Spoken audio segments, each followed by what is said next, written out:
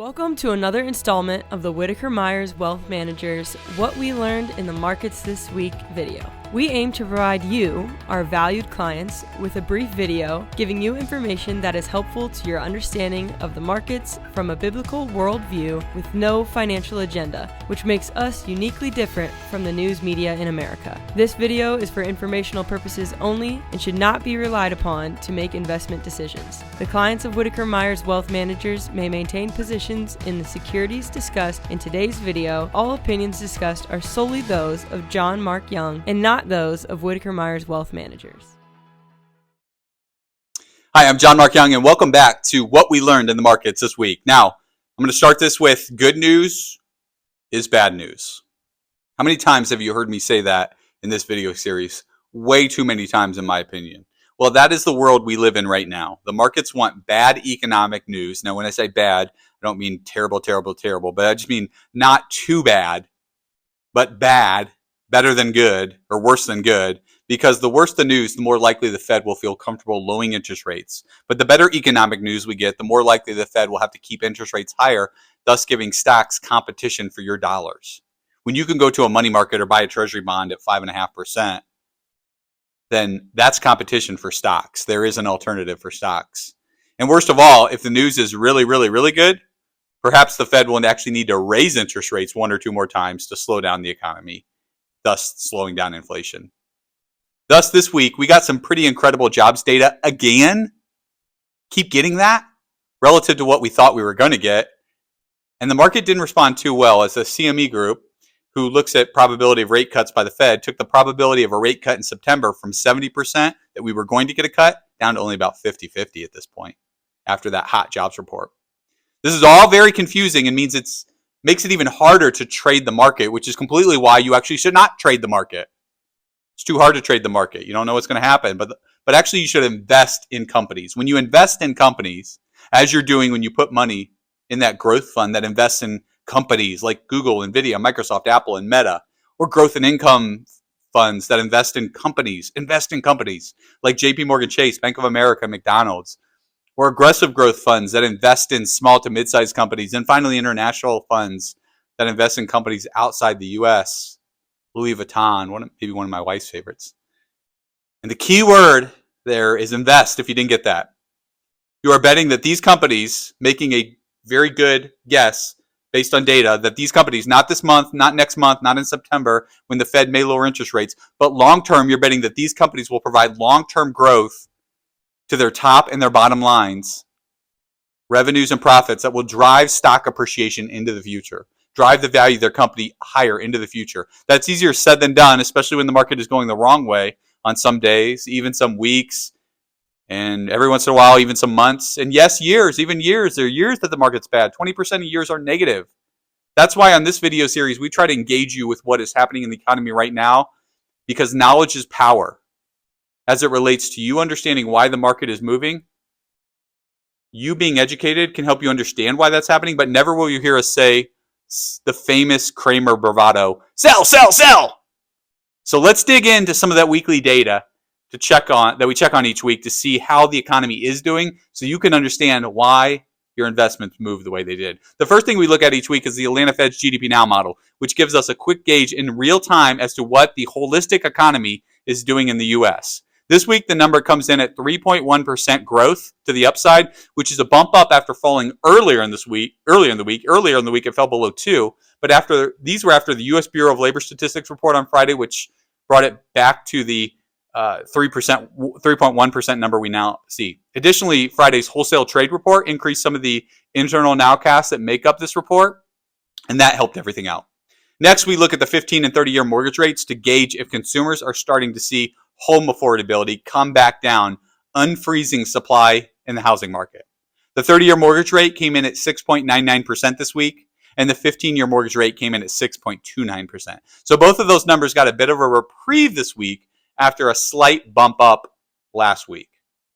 Next, each week, we look at the front end of the unemployment market, where we can track the initial claims for unemployment insurance. These are people going on unemployment for the very first time, and this week they pop back up to 229,000. But as we discussed last week, that is historically pretty low, because before President Trump came in office, It was in the 270s and 280s. And finally, the markets. How did they do this week?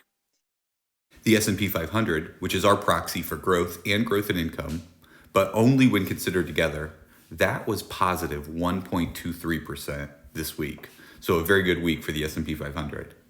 The Russell 2000, which tracks small and mid-sized companies, or aggressive growth in our Dave Ramsey vernacular, they were on the other end of the spectrum. They actually had a negative 1.67% week for the last 5 days. And finally, the MSCI EFA, which tracks international stocks across the globe, excluding the US, that was negative 0.17, so barely to the downside. So this week, the S&P 500 took a big lead over everything else. How about point number 2? The U.S. job market demonstrated robust growth in May, adding 272,000 jobs. That's that good news is bad news that I talked about earlier. And that exceeded economists' expectations quite significantly. Wall Street expected a growth of about 180,000 jobs, so we came in with 100,000 more than Wall Street was anticipating. This positive trend is attributed to employers maintaining confidence in the economy despite these high interest rates and the slowing consumer spending that we've been seeing. The service industry, particularly healthcare, leisure, hospitality, and government, that led the job gainers. And again, I hate when government leads the job gainers, but they always do. And this sustained growth can be considered a positive indicator of a steadily growing economy fueled by consumer spending in areas such as travel and entertainment. Despite the positive job growth, the unemployment rate actually did go up. Generally, that's because your population is growing faster than the jobs you're adding, marking the first time it reached this level since January of 2022, the first time we've reached 4%. This increase, while slight, occurred alongside a rise in the average hourly earnings by about a 4.1% year over year, and that exceeded the current inflation rate. That's good. This combination presents conflicting signals for the economy, such as, well, we have a strong job market, and that being very positive. The Federal Reserve aims to control inflation and might be concerned about the continued growth in wages and unemployment. The current job market dynamics, particularly the simultaneous increase in jobs and unemployment, represents a normalization after pandemic-related disruptions. The labor market experienced significant fluctuations during the pandemic. And if you look on this chart, you can see how extreme those fluctuations were, including a sharp rise in unemployment, followed by a rapid recovery marked by high hiring rates and wage increases. The current trends, including a decrease in job openings, which we'll talk about in point number 4 with the JOLTS report, and employee resignations, suggest a return to a more balanced labor market, and that is a good sign, something the Fed has to be happy about seeing. The May 2024 jobs report presents a mixed picture for the Federal Reserve's efforts to manage inflation. While the continued job growth might be viewed positively, the accompanying rise in unemployment and wage increases presents a challenge for the Fed. These factors could potentially contribute to sustained inflation, prompting the Federal Reserve to reconsider its approach to interest rates, and the market will not like that. However, we anticipate that the Federal Reserve will likely postpone any reductions in interest rates until at least September, and we base that based on the CME Group's data. And that data, as we talked about in the opening monologue, is down to a 50-50 rate cut in September. Maybe it'll happen, maybe it won't, or 50-50. Point number 3, U.S. manufacturing activity contracted, went down in May 2024 for the second consecutive month following a brief period of growth in March of this year, according to the manufacturing ISM report released earlier this week. The manufacturing PMI registered 48.7% in May, making a 0.5 percentage point decrease from April's figure. This contraction signals an unwillingness amongst companies to invest due to the current monetary policy and other prevailing conditions. The report highlights that despite production execution continuing to expand, it remained relatively flat compared to the previous month. The decline in manufacturing activity is attributed to several factors, including softening demand, stable output, and accommodative inputs. The new orders index, so what's being placed into the system, experienced a significant drop reflecting a decline in demand. Additionally, the new export orders index only marginally re-entered expansion territory, further indicating weak demand. While output levels saw a marginal improvement compared to April, maintaining production without increasing inventory presents a challenge for June.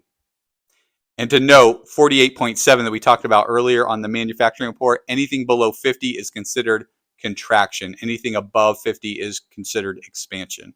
Now, supplier deliveries did remain stable, with leading times improving and shortages becoming less severe, and inventories contracted at a slightly faster rate compared to the previous month, reflecting a cautious approach to inventory investment due to demand uncertainty. The report further indicates that companies are increasingly relying on suppliers to hold inventory on demand. The prices index, while still indicating strong expansion, eased compared to April, suggesting a potential slowdown in the rise of raw material prices. So that's the update on the manufacturing side of the economy.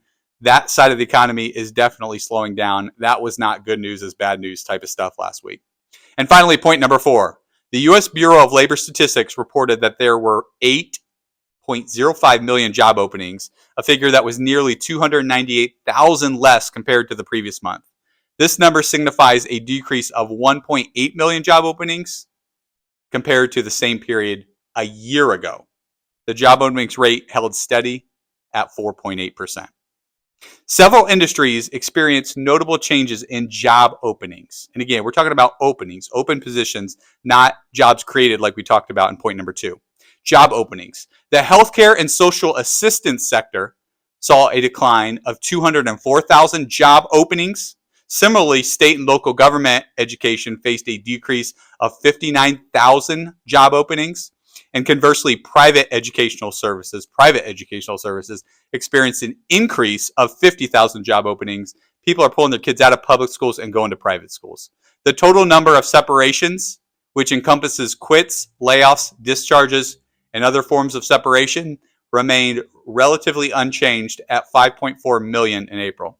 This figure translates to a separation rate of 3.4%, and the durable goods manufacturing industry stood out with an increase of about 49,000 separations during this period. The number of quits, often regarded as an indicator of employees' willingness or ability to voluntarily leave their jobs, quits, willingness or ability to voluntarily leave their jobs, remained largely steady at 3.5 million in April. That corresponds to a quits rates of 2.2%, a figure that has remained consistent for the 6th consecutive month. The professional and business services sector experienced a decrease of 131,000 quits. In contrast, other services saw an increase of 67,000 quits. Durable goods manufacturing witnessed an increase of 39,000 quits, and state and local government education had an increase of 32,000 quits. A lot of teachers leaving their jobs. This cooling JOLTS data was exactly what the market was looking for, as all eyes are on that notorious Fed September meeting, 50-50 rate cut. Another key metric utilized by the Fed is the JOLTS job openings and available workers ratio, and this metric fell to 1.24, which actually gets us back to where we were pre-pandemic. So the Federal Reserve's got to like that. But the JOLTS report is one that the Federal Reserve is looking at very, very, very closely. How many people are quitting their jobs? How many jobs are actually opening? At one point, there was so many jobs opening. There was 3 jobs for every worker. It was incredible, or 2 jobs for every worker, somewhere in that range. But it was outside of the normal scope of what we were looking for. Now that's coming back down to a more realistic and normal level, which when you want a normal economy, that's what you want to hear. So thanks so much for watching this week's video, what we learned in the markets this week. If this video was helpful to you, would you do us a favor? You can do us a favor by hitting the like and subscribe button. The like button helps push our content out to more people on YouTube, Google, and Rumble's algorithms. And the subscribe button allows you to get our content as it is released. As well as if you'd like to meet with any of our financial advisors or coaches. Our coaches help you in baby steps 1, 2, and 3. Get out of debt, stay out of debt, live debt-free, hold you accountable to that budget. Or our financial advisors help you in baby steps 4, 5, 6, and 7 so that you can eventually get to the point where you live and give like no one else they'll help you build that retirement plan, save for kids' college, and work on a plan to pay off your house, then you can click that button in the comment section to meet with any of them. Thanks so much for watching this week's video. We'll look forward to seeing you next week.